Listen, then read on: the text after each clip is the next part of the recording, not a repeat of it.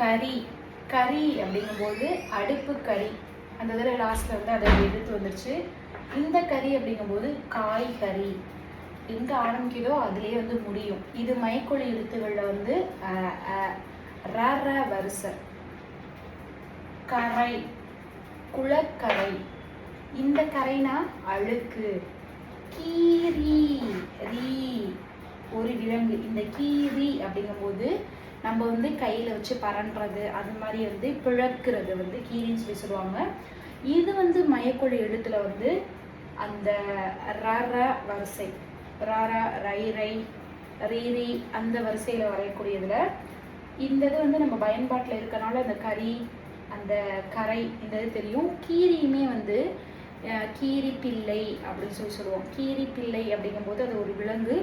கீரி, கீரல் அப்படிங்கும்போது நம்மள்ட்ட ஏற்படக்கூடிய பிளவுகளை வந்து சொல்கிறாங்க.